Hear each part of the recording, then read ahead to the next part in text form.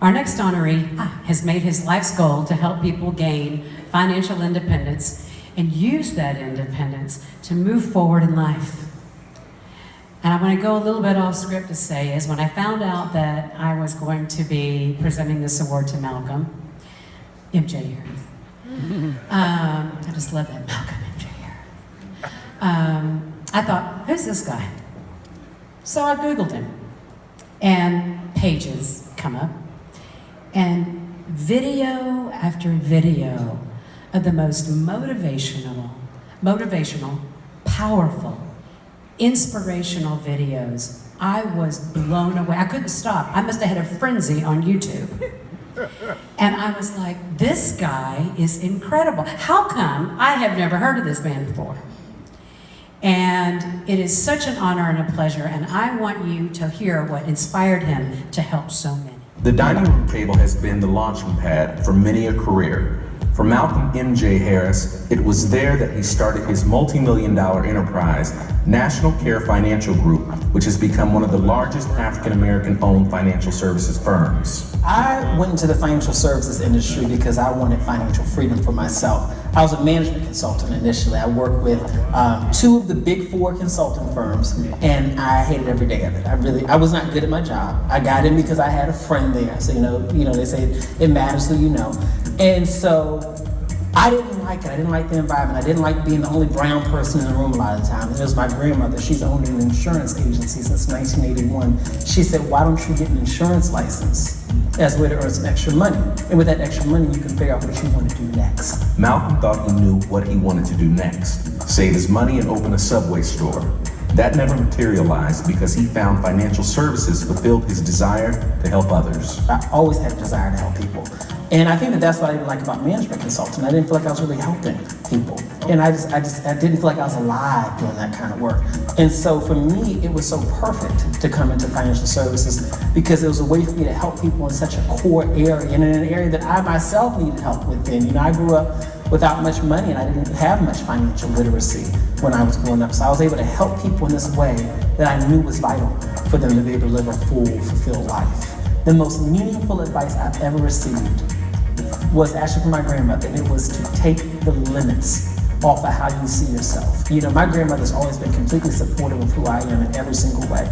But what she said to me was, she says, the other folks in the world may put limitations on you because you're black, because you're gay, because you're this, because you're that. You don't have to accept those limitations. The only limitations that apply to your life are the limitations that you accept and believe and reiterate within your mind. Receiving this award by my community, I view it as a mandate.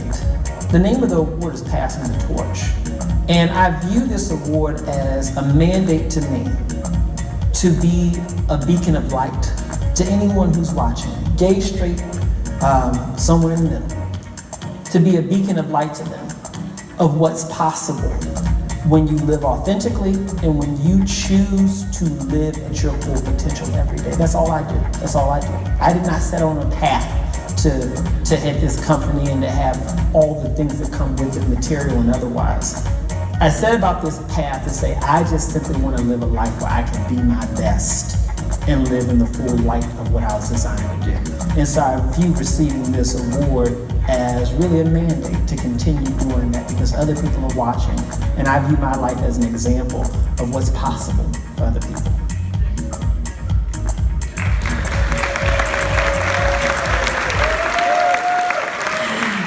Ladies and gentlemen, please join me in recognizing the Passing the Torch Awards honoree, Malcolm MJ Harris.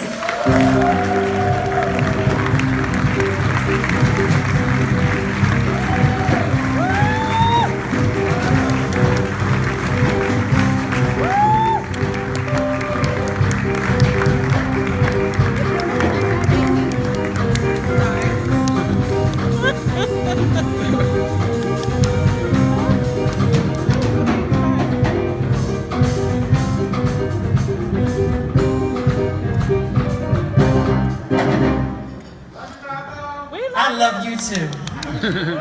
I wish y'all could feel my heart. It is pounding, but let me tell you, it's pure joy. So, I'm asked a lot, what got you to this point? What motivates you? What's allowed all this to happen, I will tell you, it's been really, really simple. I have embraced every part of who I am. I've embraced it.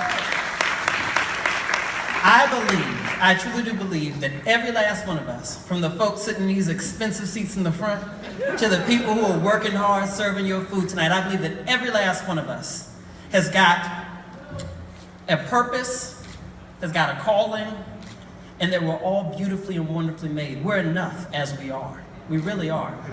And I believe that once you accept that for yourself, and you embrace that for yourself, only then can you unlock the path to truly live in your full potential. What you see in what I've created for myself, I own National Care, one of the largest African-American owned financial services companies, over 400 insurance producers all over the US.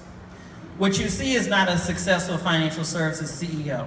What you see is the example of a person who simply has embraced who he is and lives his life in a very authentic way. If you come into my office, you're going to see me walking right down the hallway with my little switch, which I think is quite cute. Right? I don't try to be anything that I'm not. And so I encourage each and every last one of you all to do the exact same thing. Embrace yourself. Embrace yourself. So I just want to wrap up by saying my thank yous. My mother's over there on Facebook Live. Wave your hand, Mom. She said, I'm going to make sure the family sees this one. And so I want to thank my mother. Every single morning before I went off to school, we had a list in the kitchen. We had this little tiny house. We had a list in the kitchen right by the staircase, and it was 101 affirming things. And before you walked out the door to go to school, my mother would say, come over to this list and pick 3 things to say about yourself. And so she'd be making a lunch, say 3 things, go on and say it. And so you pick out 3 things. And it's because of that I never had a day in my life to question if I was good enough or if I wasn't enough. So thank you, Mom, for setting the foundation.